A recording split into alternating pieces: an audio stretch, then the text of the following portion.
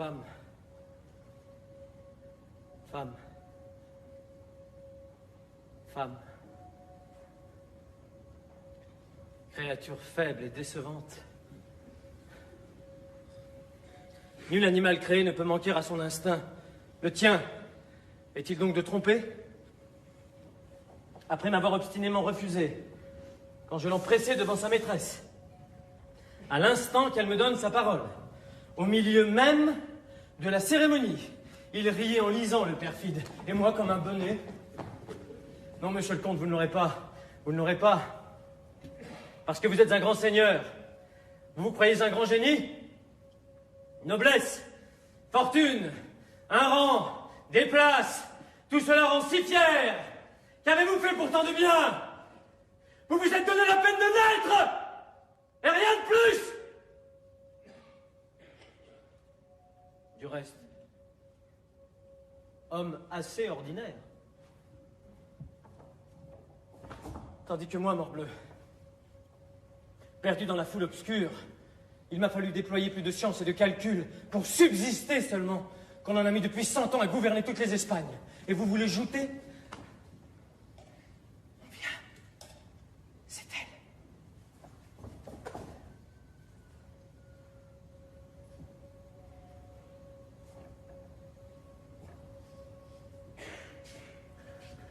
Ce n'est personne.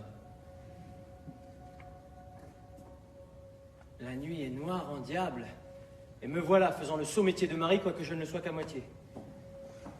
Est-il rien de plus bizarre que ma destinée? Fils de je ne sais pas qui, volé par des bandits, élevé dans leurs mœurs. Je m'en dégoûte et veux courir une carrière honnête, et partout je suis repoussé. J'apprends la chimie, la pharmacie, la chirurgie, et tout le crédit d'un grand seigneur peut à peine me mettre à la main une lancette vétérinaire. Là, d'attrister des bêtes malades et pour faire un métier contraire, je me jette à corps perdu dans le théâtre. Me fussé-je mis une pierre au cou. Je broche une comédie dans les mœurs du sérail.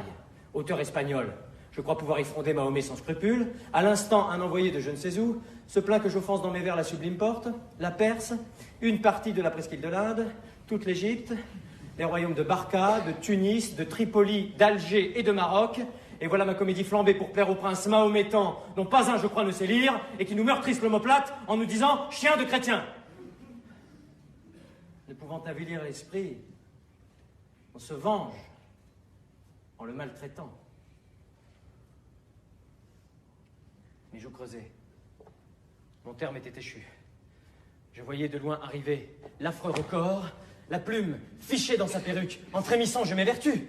Il s'élève une question sur la nature des richesses, et comme il n'est pas nécessaire de tenir les choses pour en raisonner, n'ayant pas un sou, j'écris sur la valeur de l'argent et sur son produit net.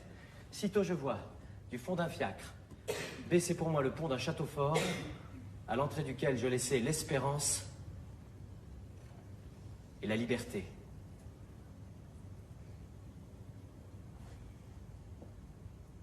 Que je voudrais bien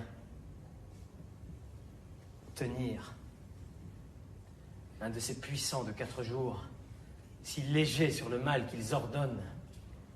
Quand une bonne disgrâce a cuvé son orgueil, je lui dirai que les sottises imprimées n'ont d'importance qu'au lieu où l'on en gêne le cours, que sans la liberté de blâmer, il n'est point d'éloge flatteur, et qu'il n'y a que les petits hommes qui redoutent les petits écrits.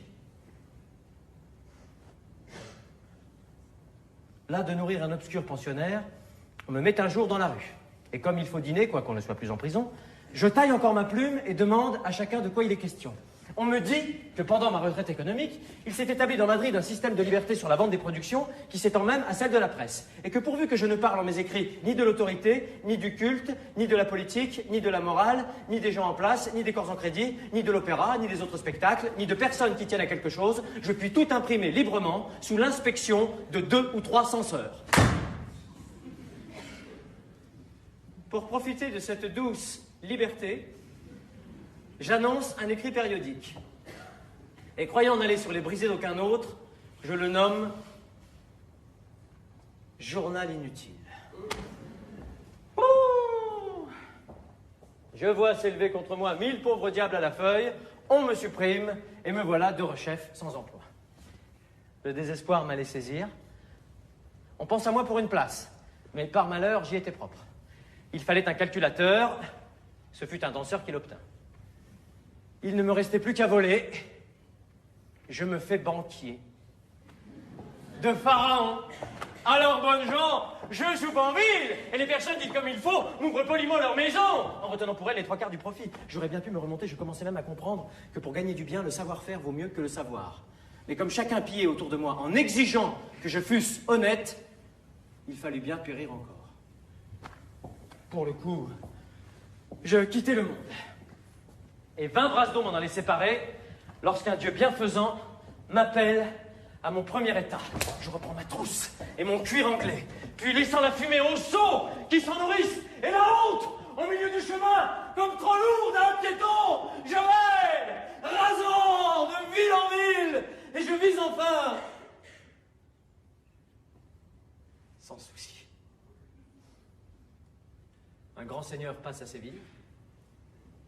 Il me reconnaît, je le marie, et pour prix d'avoir eu par mes soins son épouse, il veut intercepter la mienne. Intrigue, orage à ce sujet, prêt à tomber dans un abîme au moment d'épouser ma mère.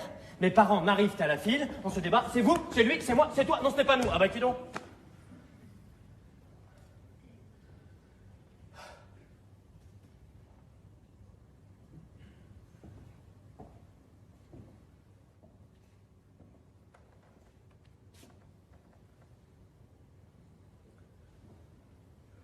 Aux bizarres suites d'événements.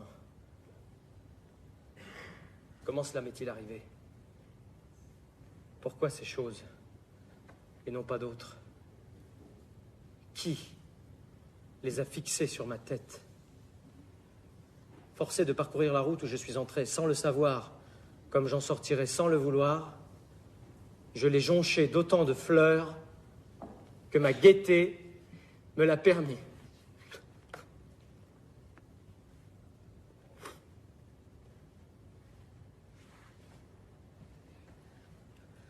Encore, je dis ma gaieté sans savoir si elle est à moi plus que le reste, ni même quel est ce moi dont je m'occupe. Un assemblage informe de parties inconnues, puis un chétif être imbécile, un petit animal folâtre, un jeune homme, ardent au plaisir, ayant tous les goûts pour jouir, faisant tous les métiers pour vivre, maître ici, valet là, selon qu'il plaît à la fortune. Ambitieux, par vanité, laborieux, par nécessité, mais paresseux, avec délice. Orateur, selon le danger, poète, par délassement, musicien, par occasion, amoureux, par folle bouffée. J'ai tout vu, tout fait, tout usé. Puis, l'illusion s'est détruite et trop désabusée.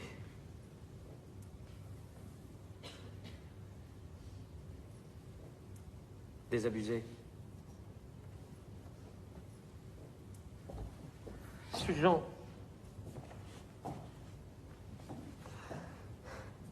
Susan. Susan!